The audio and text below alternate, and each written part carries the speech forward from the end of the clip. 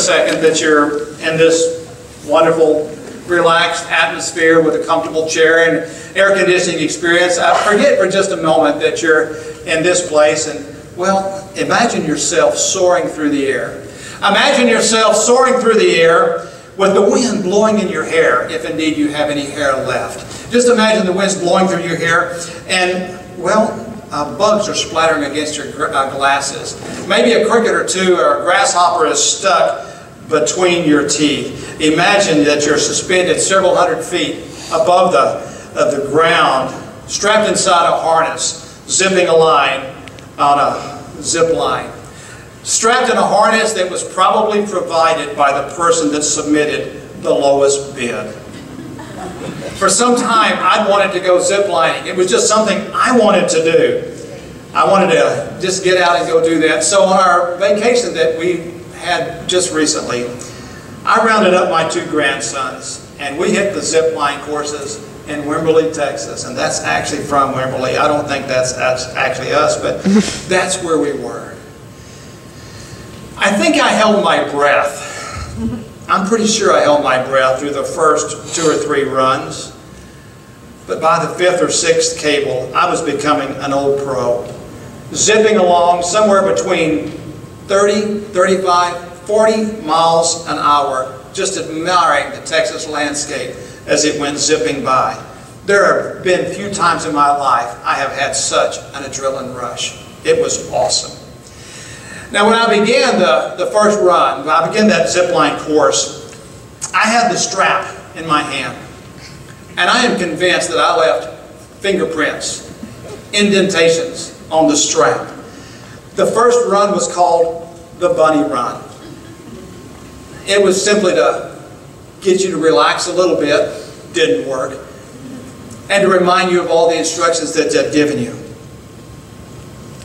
The third run was called the Big Kahuna. This young lady was in line in front of us, and as she got ready to go zipping across, I heard her say, "Where does it end?" And all the instructor said was, "You'll find out." Oh. I was so religious that day. The minute I was so religious. I got on that zip line and I began to pray. And I used every prayer I knew. I prayed that the harness wasn't going to break or come unbuckled or something. I prayed that a tree wouldn't just suddenly jump out in front of me. And I prayed, God, please don't let some nearsighted eagle mistake me for the morning breakfast. I thought of everything that could possibly go wrong. And when that's happening, you don't really enjoy the experience. As I drove back to Seguin that day, with 2 sleeping grandsons aboard, I began to think about the ways that life is a lot like a ride on a zip line. And I began to consider the ways that we might just discover God on our zip line. I would invite you to pray with me now.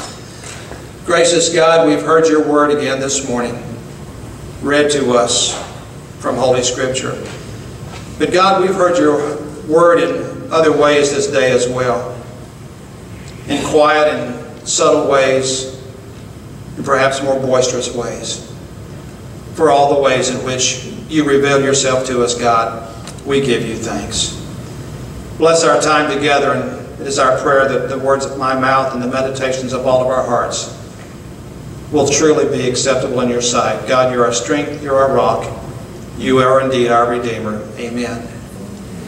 And amen. How many times in your life have you felt as though you were holding on for dear life? Felt like you were holding on with your fingernails, felt as though you were being held by a single thread. And if one more thing, just one more piddly, measly, little, insignificant thing happened, that thread would snap, and you'd be plunging headfirst into a deep, dark abyss. I thought about the number of times in my own life personally where I felt like I was just barely hanging on, just barely being able to put one foot in front of another, being as though I were just being held by a single fragile thread. When tough times come, and they do, when despair and trials hit, and they do, sometimes that one single thread that's holding you up just seems so frail.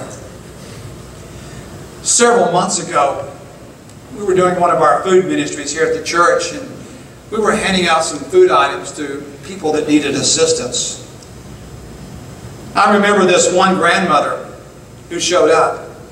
Dear, sweet lady. It was the first time in her life she'd ever done anything like that, and she really felt uncomfortable. She almost felt ashamed just to be there, and we did our best just to get her to relax and not worry about it. She was raising her 2 grandsons. They had come to live with her, and I don't need to go into the reasons why she had the grandsons and her daughter and son-in-law didn't. But she had them. And life was tough for that lady. But she was getting by. She made it from month to month. She had just enough in her savings account, just enough in her Social Security to pay her light bills, and she could do it. But all of a sudden, she had 2 grandsons living with her. And she was struggling. She loved those grandsons. And she did not want them to become wards of the state, so she took them in. And the economic thread that held her up, the economic thread of her life began to fray and unravel. She broke down crying that morning when all I did was hand her a pizza after we'd finished filling her basket. A pizza for the evening meals. I don't care what it centers on. Whether it's on money, our health, our work, family problems and relationships. We've all had those days when we were certain that if one more bill came in, if we had just one more phone call from the police, if anyone walked up to us and asked us to do something else, we've all had those times where we thought, if it happens, I'm going to lose my ever-loving mind. Have you ever been so stressed out your teeth hurt? Been so stressed and anxious that you couldn't eat, and when you forced yourself to eat, you had a hard time just swallowing?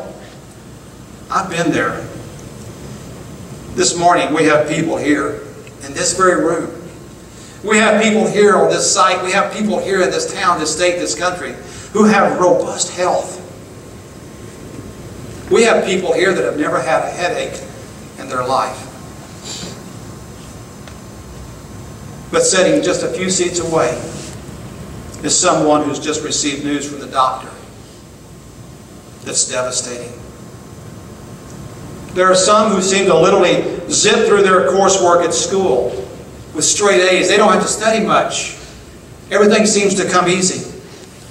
While there are others in that same classroom who pour over their studies and work hard into the night just to get by. And they know if that professor assigns just one more project, one more insignificant assignment, that their thread is just going to snap at any moment.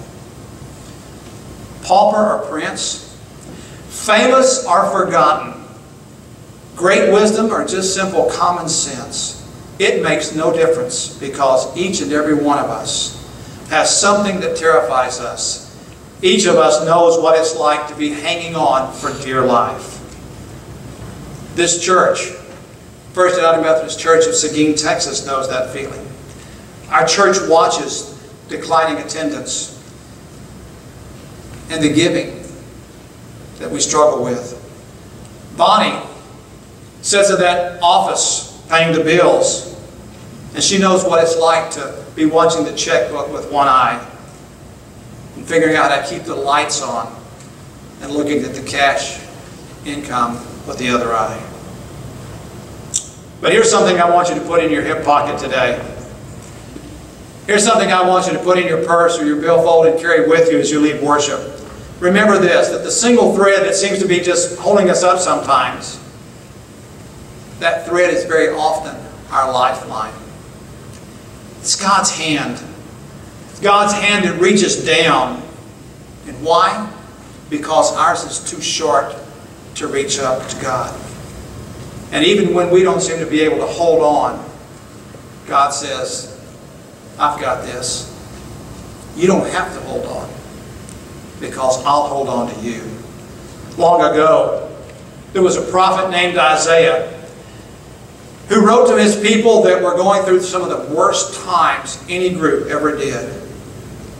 And Isaiah wrote, I am the Lord your God, who takes hold of your right hand and says to you, do not fear, I will help you.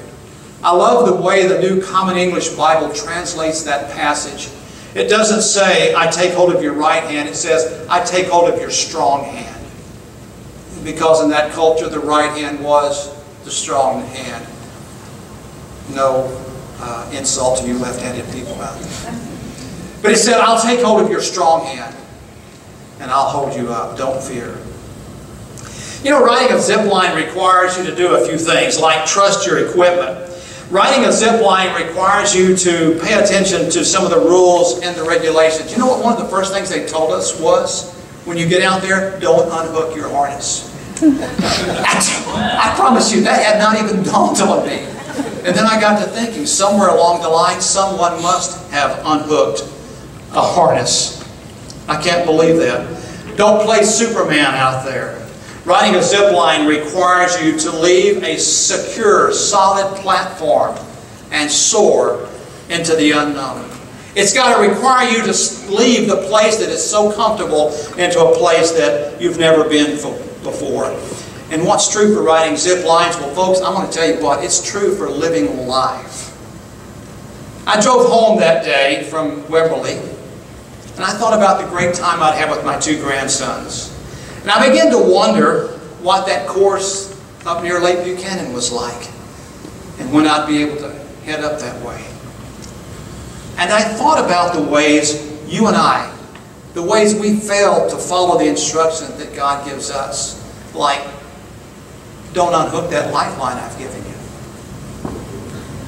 And what happens to our lives when we ignore God's good and gracious rules. The guides that day knew that we'd have a ride that we'd enjoy.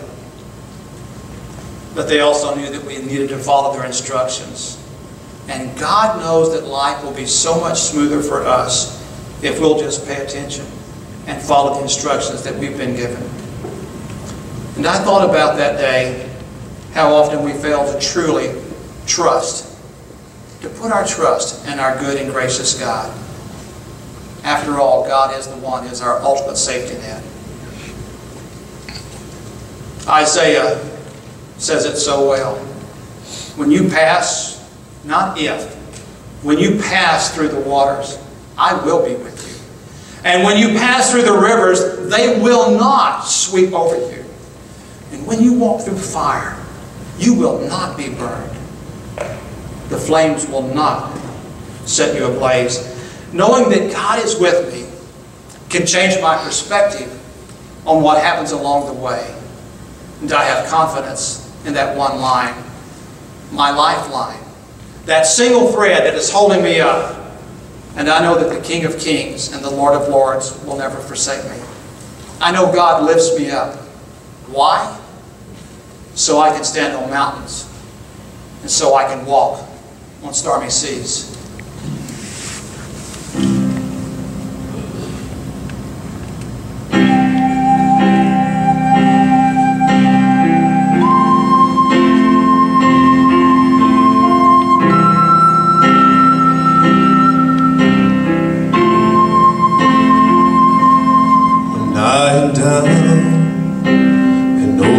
My soul so weary, when troubles come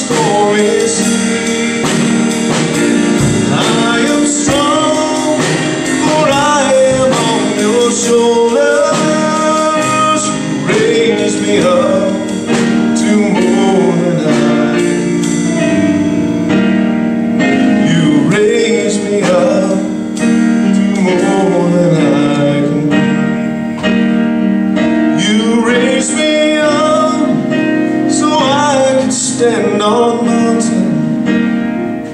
You raise me up to walk on stormy sea. I am strong, for I am on your shoulders. You raise me up to more than I can do. You raise me up to more than I can do.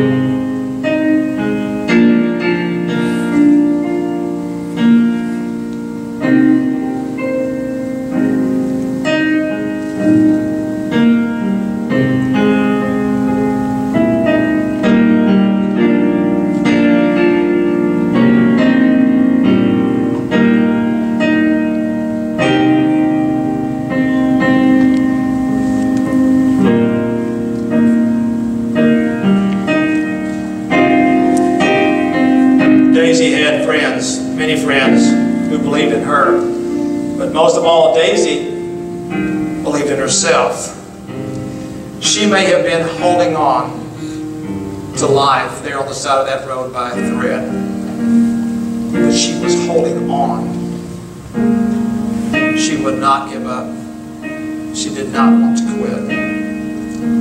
There are two walkaways from Daisy's story, I think, for all of us.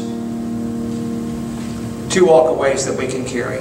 First, no matter what happens in life, believe, stay strong, and refuse to give up.